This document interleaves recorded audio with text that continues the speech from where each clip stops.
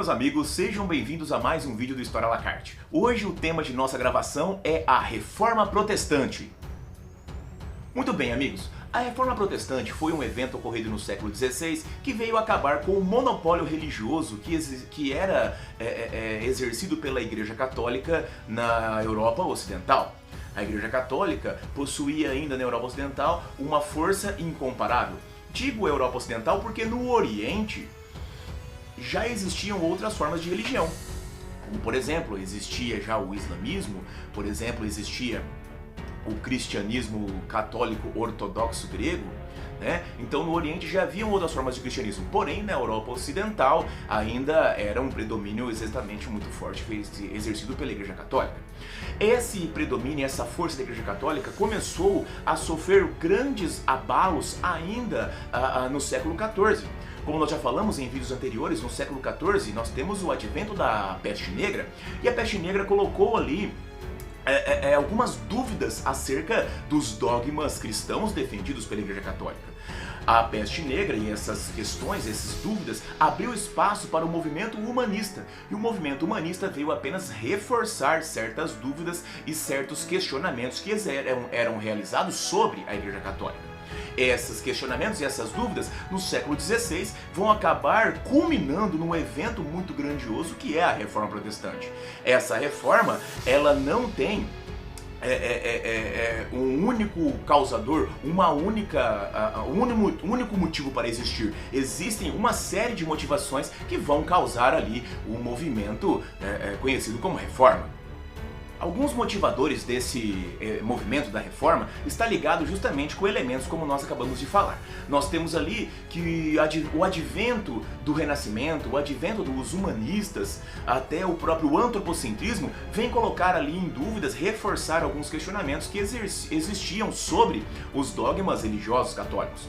Além disso, nós temos ali um fortalecimento da burguesia. A burguesia, como nós vimos no nosso vídeo de Renascimento, ela vem se fortalecendo, busca por maior ascensão social, e a condenação que ela sofria por parte da igreja era um entrave.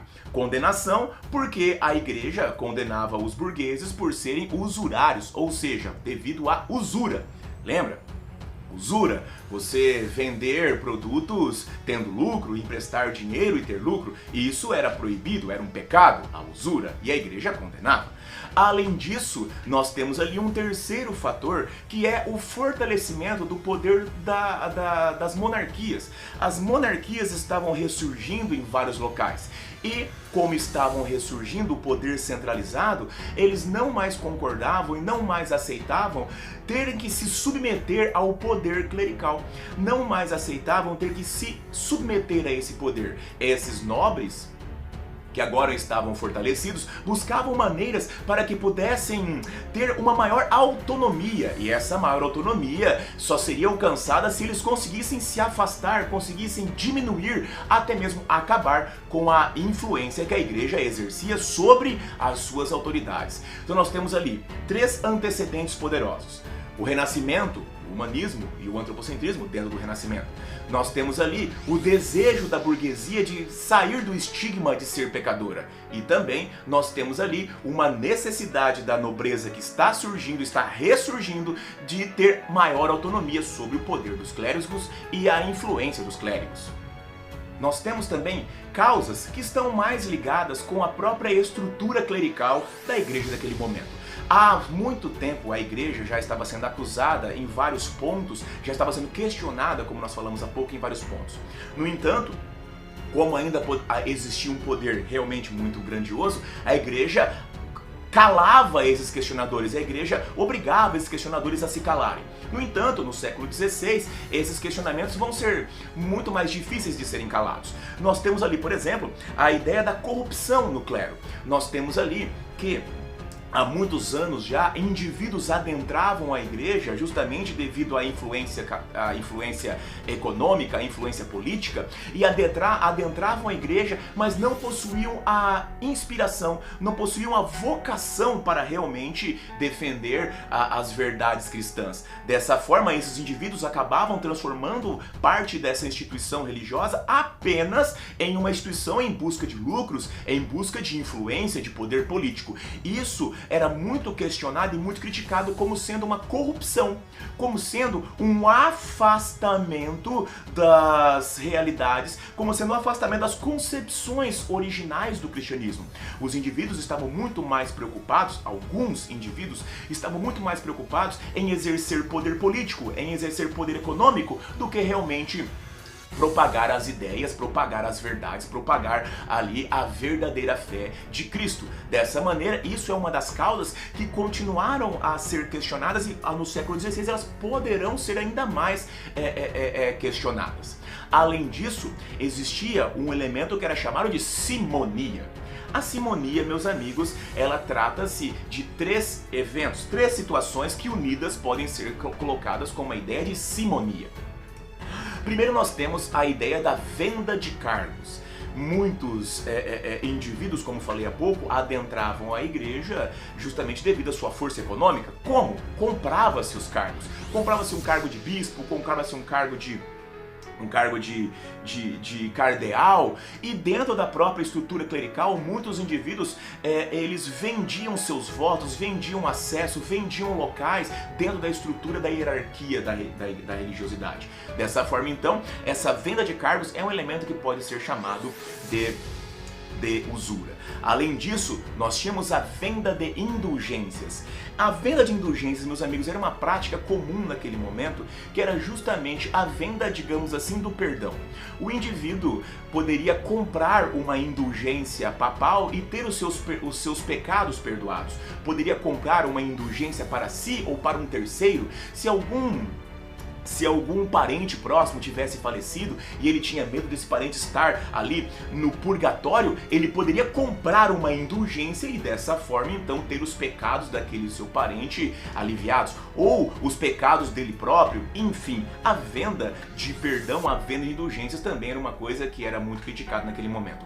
Mas uma coisa interessante é que nós tínhamos um hábito na igreja há muitos séculos, era de que haviam as chamadas relíquias sagradas, e surgiu a venda de relíquias sagradas. As relíquias sagradas, meus amigos, nada mais são de que objetos, ou até mesmo parte do corpo, de algum santo, de algum indivíduo que esteve em contato com Jesus, ou de algum indivíduo que seja sagrado. Dessa forma, esses objetos poderiam trazer ali o perdão dos pecados. Nós temos aqui agora alguns objetos que vocês poderão observar.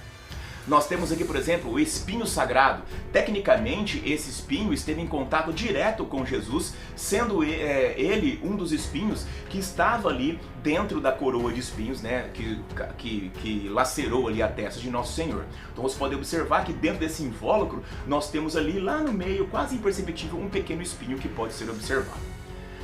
Além do espinho sagrado, nós temos também a lança do destino, né? A lança sagrada. A lança que, teoricamente, foi utilizada ali pelo legionário romano que feriu Nosso Senhor, que feriu o Senhor ali fazendo o seu sangue escorrer por ela. Então nós temos ali que também era um objeto extremamente sagrado. Além da lança sagrada, nós temos a própria coroa de espinhos. A coroa de espinhos, meus amigos, como vocês podem observar aqui, nós temos ali um invólucro dourado, cheio de ouro e pedras, né? E dentro nós podemos observar um vidro, e dentro do vidro vocês podem observar ali justamente alguns espinhos que estão ali para ser observados. Nós temos ali que essa seria tecnicamente a coroa de espinhos. Essa seria tecnicamente a coroa de espinhos que feriu o Nosso Senhor, né? Além da coroa de espinhos, nós temos também o prego sagrado. O prego sagrado, como vocês podem observar, é justamente o prego que foi utilizado para a crucificação de Jesus. Ele também está aí num pedestal, num invólucro, né, num detalhe cheio, muito belo, uma obra de arte realmente muito grandiosa, onde nós temos aqui justamente muito ouro. Além ali do prego sagrado, nós temos também um pedaço da Vera Cruz. A Vera Cruz, a verdadeira cruz na qual Jesus foi pregado, né? Nós temos ali Jesus sendo crucificado. Mas eu acho muito interessante, né, essa que vai aparecer agora. Nós temos aqui a relíquia de Santa Teresa de Ávila. É a mão incorrupta de Santa Teresa de Ávila. É muito bonita, né? Você pode observar que é uma obra de arte muito bacana, justamente porque ela tem ali detalhes do ouro, das pedras, né? Eu gosto muito dessa relíquia porque ela me lembra uma outra peça que é muito interessante que surgiu aí nos últimos anos. Vocês podem reparar, reparem novamente da semelhança. Nós podemos observar que a semelhança entre as duas é muito interessante. É muito bacana a gente ver assim, que com certeza os designers de produção da Marvel Studios utilizaram aqui, né, essa relíquia sagrada tão importante para se inspirar na confecção ali, na luva do infinito, na malopra do infinito ali dos filmes da Marvel. E nós temos também a relíquia do sangue sagrado. Observem ali que lindo que é esse detalhe, né? Nós temos ali que teoricamente dentro desse invólucro de ouro ali, nós temos ali que estaria o sangue de nosso Senhor Jesus Cristo, que foi colhido lá quando nós tivemos que ele foi ferido pela lança sagrada. Essas relíquias, meus amigos, todas elas estão para serem observadas na Europa. O detalhe é que naquele momento a venda de relíquia virou um verdadeiro comércio. Nós temos ali que, como acreditava-se naquele momento que o indivíduo que se prostrasse em frente de uma relíquia sagrada, orasse ali, ele teria o perdão dos pecados, nós temos ali então que isso virou um grande comércio. A igreja vendia muitas relíquias para vários indivíduos nobres, né? Por que vendia? Porque o indivíduo comprava uma relíquia com autenticidade registrada pela igreja, construiu uma igreja, construiu uma capela e cobrava entrada para que a pessoa pudesse ali orar e ter o seu perdão garantido. Ou seja, possuir uma relíquia era um negócio muito rentável. Dessa maneira, então, nós vemos ali que esses três elementos, nós temos ali a venda de cargos na igreja, nós temos ali a venda de indulgências e a venda de relíquias sagradas, virou um verdadeiro comércio. Esses três elementos são conhecidos como simonia. E a simonia, vocês podem perceber, é um grande pecado. Nós temos ali que esses elementos, a corrupção no clero, a simonia, esse afastamento das ordens originais da igreja, elas quase nada diferiam, por exemplo, das atividades econômicas realizadas, por exemplo, pela burguesia. E aí você vê que a burguesia, quando vendia buscando lucro, era pecadora, era usura. Quando a igreja vendia buscando lucro, era normal. Então esses elementos passam a ser muito mais fortemente criticados justamente devido àqueles antecedentes que nós falamos. Ou justamente pelo fato de agora nós temos uma atividade focada mais no humanismo, focada mais no antropocentrismo, termos interesses dos nobres em ter uma diminuição da influência religiosa. Então tudo isso soma-se no século XVI, dando força para o movimento reformista. Por mais que seja no século XVI que nós temos a reforma acontecendo com toda a sua força e as suas transformações mais importantes, esse movimento, como disse antes, ele já vinha de antecedentes. Existem os chamados pré-reformadores. Dentre eles, né, o mais famoso é justamente John Wycliffe. John Wycliffe, ele era inglês, ainda vivendo no século XIV, e ele fazia críticas justamente a essas coisas que nós falamos. Mas ele não teve a força para fazer a sua reforma. Na realidade, ele vai ser calado pela igreja. Então, existiram indivíduos chamados pré-reformadores, mas que não tinham a força, não alcançaram a força, justamente pelo contexto histórico no qual viveram. Eles não tinham a força para dar impulsionamento às suas críticas, diferente do que nós teremos justamente no século XVI. No século XVI, como nós temos ali várias coisas acontecendo, nós teremos ali que isso vai ser importante e isso vai ser completamente inovador para o momento.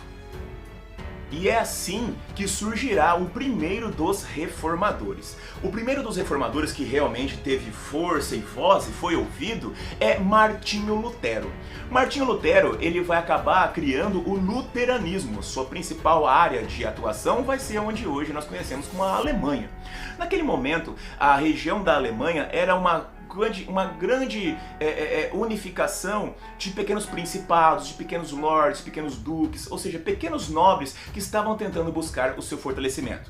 Ela fazia parte do Sacro Império Romano Germânico, comandado ali por um imperador que comandava esses pequenos nobres. Bom, Nós temos de entender que Martinho Lutero, ele era um doutor da igreja, ele era um indivíduo que ensinava liturgia religiosa, era um monge, né? Era um monge que era altamente conhecido e era muito divulgado, muito famoso pelo seu conhecimento clerical. Então, quando ele fala a respeito dessas críticas, ele tem voz e é muito ouvido. Ele tinha, por exemplo, uma das principais críticas que ele faz é contra a venda de indulgências. Ele dizia de se o Papa tem a autoridade de perdoar com o pagamento, porque ele não perdoa sem o pagamento. Uma das principais críticas que Martinho Lutero fazia era justamente sobre essas questões da venda de indulgências. É nesse momento, então, já ali em 1517, que Martinho Lutero vai organizar um compêndio de críticas que vai ficar conhecido como as 95 teses. Segundo a tradição, Martinho Lutero pregou as 95 teses na igreja de Wittenberg. Mas isso aí é meio lendário, né? O que é importante sabermos é que, graças à imprensa de tipos móveis de Gutenberg, essas 95 teses serão copiadas e serão divulgadas. Temos de entender, meus amigos, que haviam várias pessoas descontentes com aqueles elementos que falamos antes da igreja, né? Então, quando um doutor da igreja fala, critica e expõe 95 coisas que a igreja deveria mudar, ele é muito ouvido, ele vai ser muito divulgado. Atenção, Martinho Lutero não tinha intenção no início de criar uma igreja nova, ele tinha a intenção de reformar a igreja tradicional, para que ela voltasse a se aproximar dos elementos cristãos. E é por isso, ao tentar voltar a se aproximar dos elementos cristãos, que nós temos que Martinho Lutero vai acabar sendo excomungado da igreja. Será perseguido pela igreja e será excomungado. Ele não vai acabar tendo seus dias como prisioneiro ou até sendo realmente morto como herege, porque os nobres alemães o protegeram. Os duques, os nobres que estavam tentando ter a sua força política valorizada e diminuir a intensidade de interferência clerical da Igreja Católica, protegem Martinho Lutero. E aí, no momento que ele está protegido nos castelos desses nobres e está ali guardado, né, escondido, e a igreja o excomunga, aí então ele não tem outra alternativa a não ser fazer ali as novas religiões. O que mais nos chama atenção nessas vertentes de Martinho Lutero é justamente a questão a respeito da livre interpretação da Bíblia. Nós temos ali que cada indivíduo pode e deve ler a Bíblia ele próprio.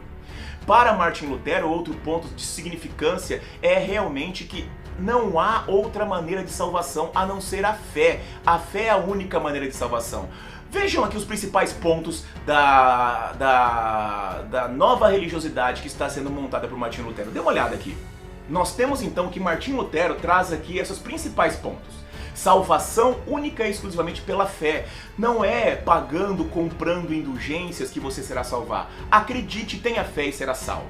Nós temos ali a livre interpretação da Bíblia, como falamos, cada indivíduo poderá interpretar a Bíblia livremente. O clérigo, o padre, ele é apenas um orientador, ele não detém a verdade pura e definitiva. Nós temos também o cancelamento do celibato clerical. Um padre, o pastor agora dessa nova vertente religiosa, ele pode se casar e pode ter família. Nós temos aqui o fim do culto às imagens. Segundo Martinho Lutero, não há necessidade de você falar como intermediário. Peça diretamente a Deus. Não precisa ficar cultuando santos. Dessa maneira, nós temos então que você pode pedir única e exclusivamente a Deus e você será atendido. Além disso, nós temos aqui apenas dois únicos sacramentos, apenas o batismo e a Santa Ceia. E por fim, nós temos nesse momento, que Martinho Lutero traz a ideia de que a riqueza é um dom de Deus aos bons cristãos. Dessa forma, então, meus amigos, nós podemos observar que é justamente assim que Martinho Lutero organiza uma nova vertente do cristianismo, uma vertente que ficará conhecido como luteranismo. Esse luteranismo, né, meus amigos, ganhará muito espaço justamente na região da Alemanha, mas ele faz uma coisa muito mais importante que isso, ele abre a porta para novas vertentes. Uma coisa importante dizermos, nós temos aí que em um evento que vai desencadear é justamente o questionamento feito pelos camponeses.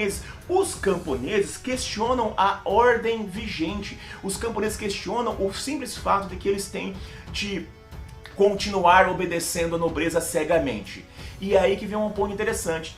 Martinho Lutero se posiciona contrário a esses camponeses. Martinho Lutero defende que a ordem estabelecida deve continuar, ou seja, os camponeses devem continuar obedecendo aquela ordem onde eles têm que obedecer cegamente os nobres. O líder camponês, chamado Thomas Manzer, ele vai ser caçado. Martinho Lutero não vai mais aceitar essa quebra da ordem, desse paradigma. Interessante observarmos que Martinho Lutero protege os interesses dos nobres. Martinho Lutero não se posiciona a favor do povo.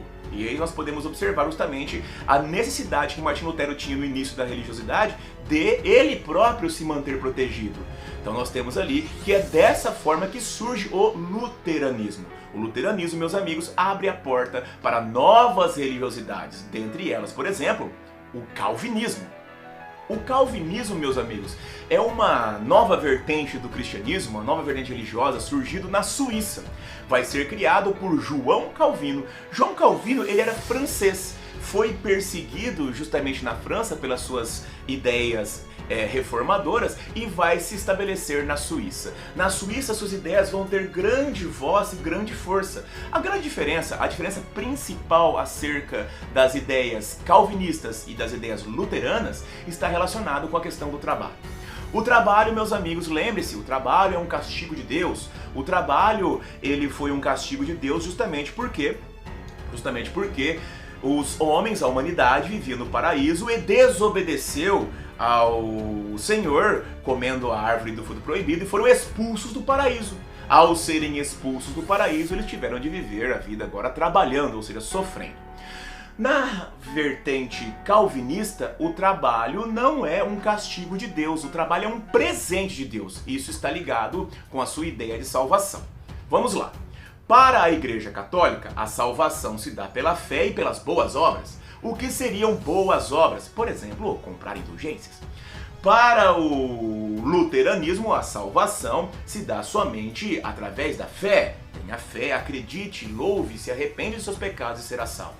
Agora, no calvinismo, você não terá uma salvação.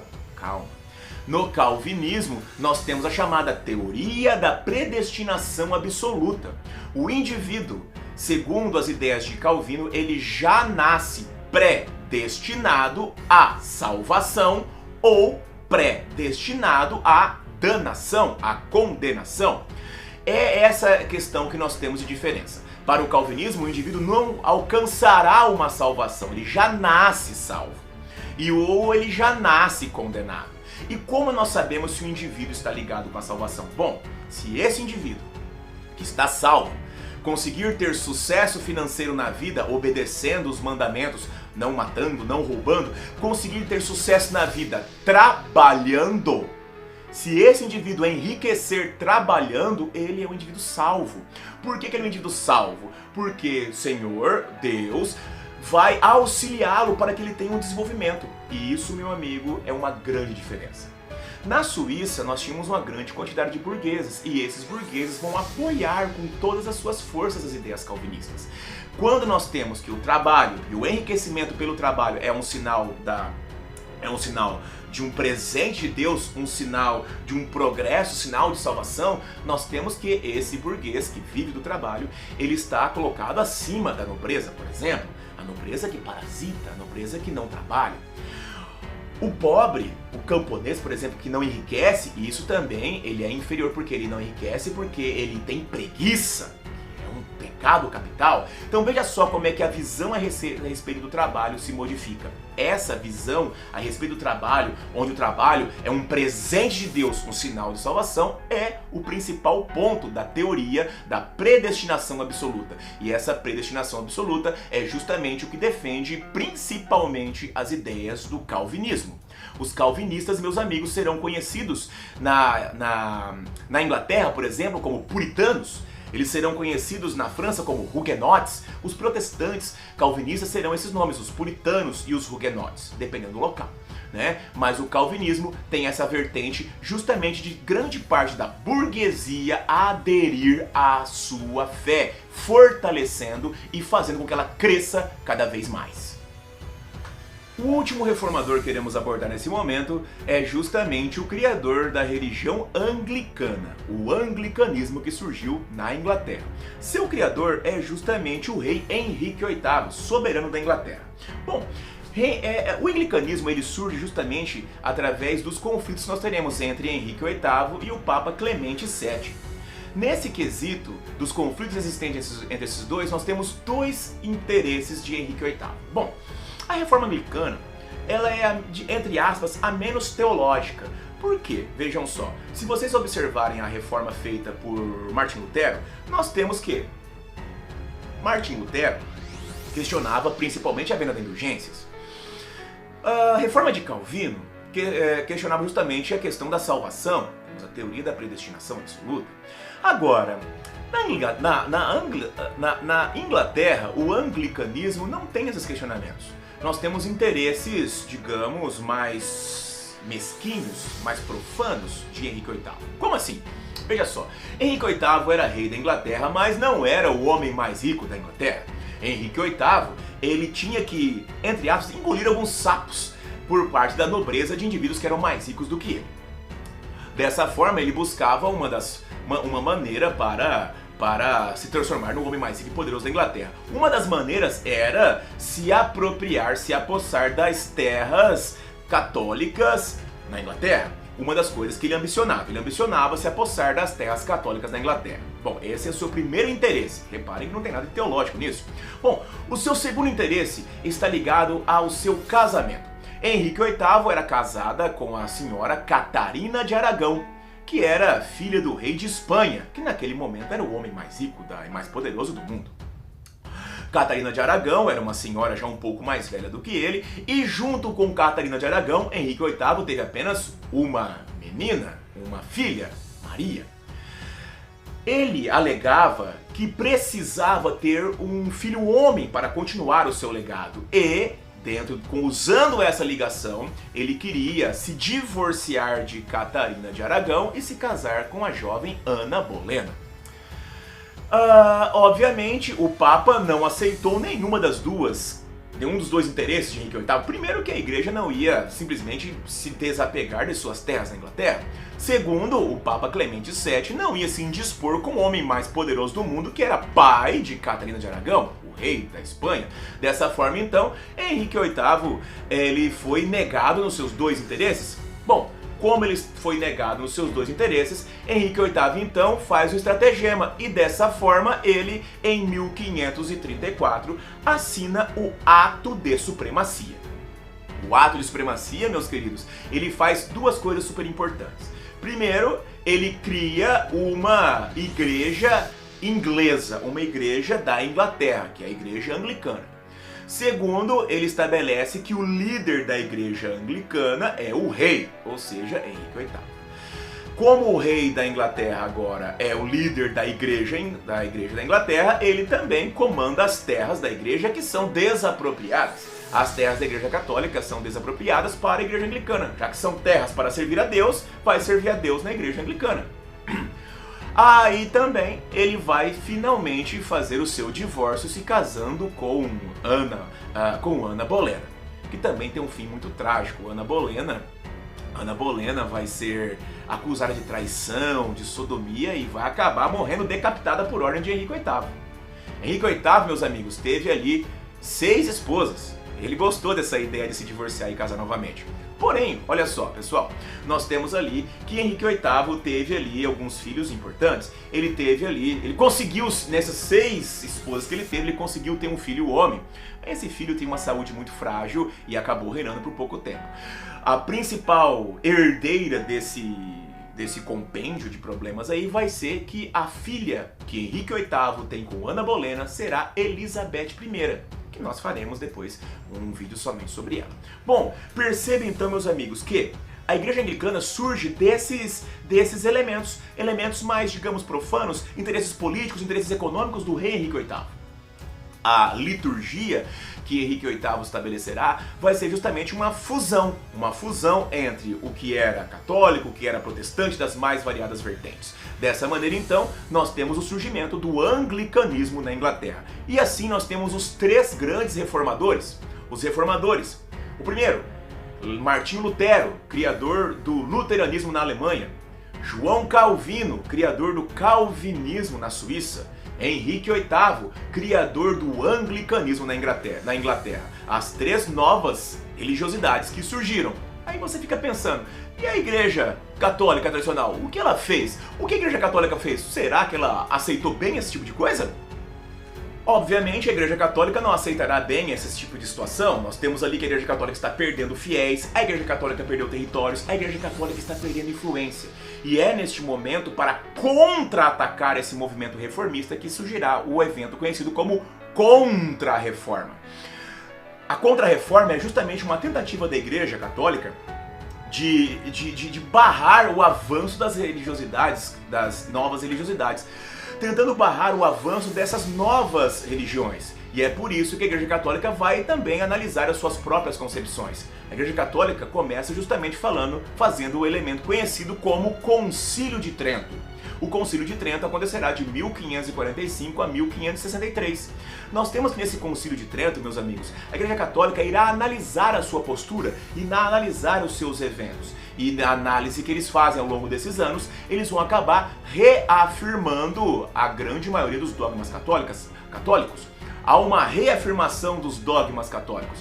Dessa maneira, nós temos que a igreja mantém a sua postura de uma maneira mais generalizada. Porém, além de manter a postura, eles vão fazer algumas mudanças sim. Nós temos que a partir do Concílio de Trento, que nós temos algumas ações dentro da Contra-Reforma. Por exemplo, surgirá ali a questão do catecismo e também dos seminários. Nós temos ali que surgirão seminários e catecismo para que possa trazer maior conhecimento para os padres, para que os padres possam ter maior conhecimento também da própria liturgia, da própria religiosidade e também que mostre o caminho mais direcionado, mais próximo das pessoas. Nós temos também a criação de um livro, de uma lista de livros proibidos, o Index. O nome em latim do Index é Index Librorum Prohibitorum, mas ele vai ficar conhecido muito mais como Index. Esse Index é uma lista de todos os livros proibidos, do qual se você fosse encontrado com algum deles, você seria já conhecido como herege. Onde estava ali, por exemplo, a Bíblia de Martinho Lutero, que Martinho Lutero traduziu a Bíblia para o alemão. Nós temos ali os escritos de João Calvino, as vertentes e interpretações religiosas ali do anglicanismo, tudo aquilo que questionava, e não somente isso, não somente o dos religiosos. Por exemplo, no Index foi colocado ali o Príncipe de Maquiavel, que foi visto como um livro ofensivo ao poder da igreja. Tudo aquilo que era ofensivo ao poder da igreja, eles entravam nesse Index. E como é que eles fariam a fiscalização?